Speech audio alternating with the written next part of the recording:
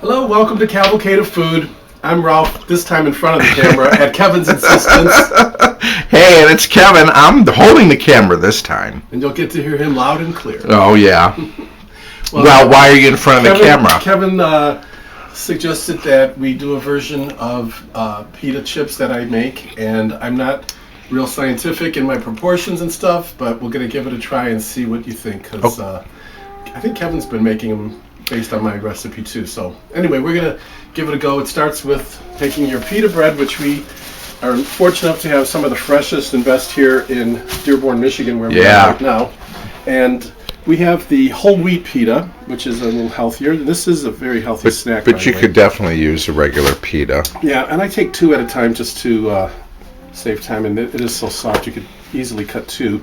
Cut it in half first, and then quarter. And you just keep cutting it into triangles, and you could cut it smaller if you want it for smaller pieces. But these are pretty good size, so it's like a kind of an eighth. Our friends have big appetites too. So that's right. It holds a lot of hummus this way. So you just keep cutting it. And although I love these just plain. They're so good. These are good for hummus. Good snacking. Baba ganoush and all that good stuff. And Kevin also was helping me cut these earlier, and you could put it on a cutting board and cut them with a knife if you don't have scissors handy. So that's another way to do it. Anyway, so the idea is to cut your pita breads into these little eighths, basically in triangle shapes. Mm-hmm. And then we're going to do a mixture of olive oil and seasonings. And the thing that I like about it, the thing that's fun, is that you can get really creative with your flavorings and seasonings. And I'm going to do a real basic one here with, I'd say... let's see. Olive oil.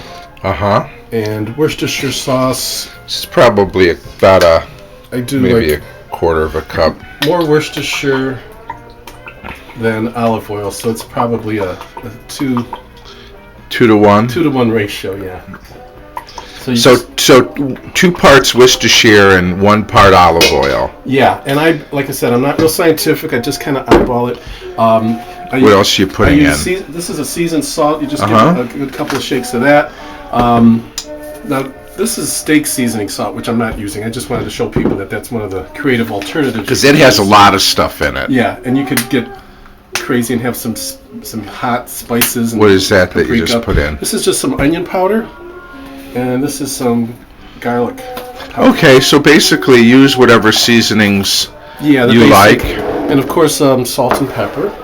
Okay. And there's going to be some salt at the end when we're baking them on the sheet as well, so we don't want to go too salty. But so that's basically the coating for the pita chips. I'm just going to do a little bit at a time because, like I said, I'm not real scientific, but I know what I like. So I'm going to mix this up. Yes, he does. And then we're going to coat the pita chips, put them on a baking sheet, and put them in an oven at 350 degrees for about 10 minutes, and then I like to turn them over and make sure that they're cooked and baked well on the other side. So they crisp up. They crisp up. You don't have to do that. Kevin doesn't do that. He puts them in just for one shot, I think, for 15 or 20 minutes. I like to break it up if I can. So sometimes they stick, so it's not easy to. So anyway, we're going to see how this works this time, and we'll be right back with the next step of baking homemade pita chips.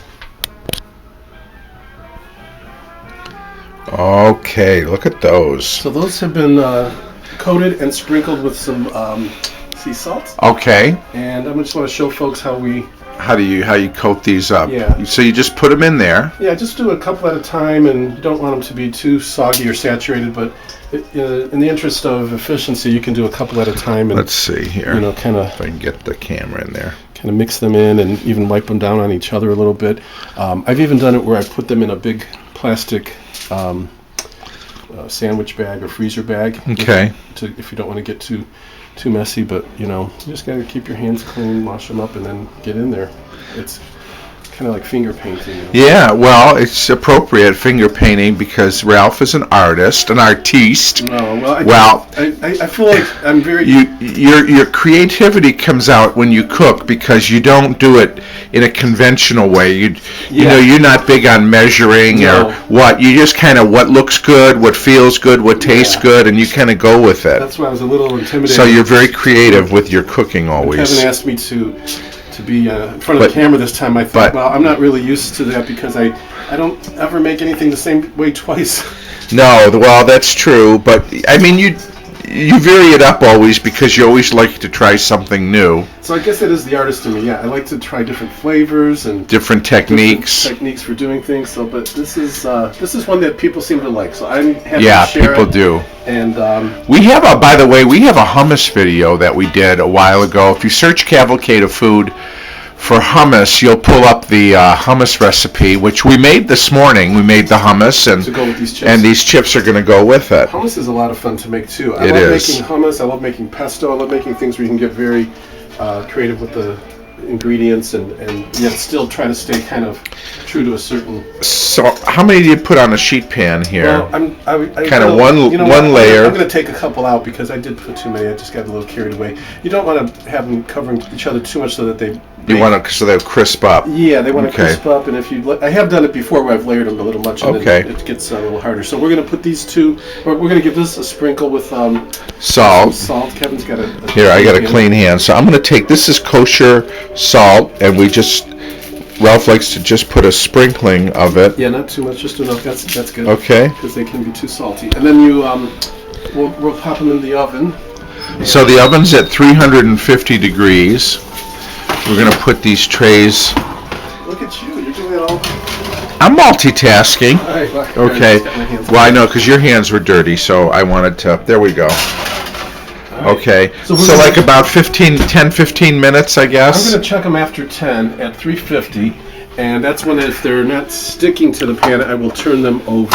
Okay. Well, we'll get our little timer going here, and. But you won't believe how easy this is to make and how delicious they are and how healthy they are too, because you're not deep frying anything. No, exactly. There's really no fat, and it's just a lot of good flavors. Yeah. So we're going to be right back with these and make some more in the meantime. Okay. Okay. I've given them 10 minutes, and you can see they're still a little wet. So we took them out so that I can turn them. Okay. And it's real easy to tell the ones that haven't been turned because they're still have the salt on the one side. So once these are turned, you can put them back in for the final 10 minutes. 10 minutes, okay. And you can also give them another quick sprinkle of sea salt. And sometimes you have to just use your hands, it's quicker. And you see how they almost want to stick those? Yeah. So you have to kind of be careful of that. But yeah, just give them a little room.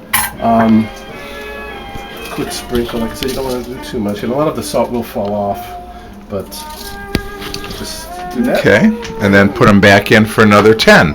Exactly. So we'll join you in a minute when we're ready to take them all out again and try them. Great, I can't wait. Okay, it's been 10 minutes, and now we're going to let these pita chips kind of finish air drying a little bit. Kevin thought they seemed a little soggy still, some of them, but I know that. But I can hear them now. Yeah. They sound more crunchy. Well, what I'm doing is, what I'm thinking about is, in the past, I've worried about them seeming too soggy, and then I've ended up getting them a little too almost burnt. So I think once they cool, they start to get a little crisper. So we're going to transfer these into this bowl, and I think, like I said, they will start to really finish kind of drying and crisping up. And in the meantime, I'm going to take one and just try the hummus that we prepared earlier. Oh yeah, there's our big bowl of hummus. Actually, I'm going to try one just by itself first. Here, I'll break it off so we don't double dip. Good flavor? Yeah, I think that's going to be real good with the hummus. So, yeah, it's lightly seasoned. It's not too much, but like I've said, you can get creative, get artistic, do fun things with the seasonings and the spices, and add even a little pepper flake, that kind of thing. But I think they're well, they're beautiful looking. Yeah, and like I said, they're so easy to make and healthy, and the bakedness of it. So yeah, I can hear the good crunch. It's going to be a hit. Okay. So thanks, Ralph, for sharing your pita chip recipe. It's been fun. Thank you for joining us for Cavalcade of Food, homemade pita chips. See you next time. Bye now.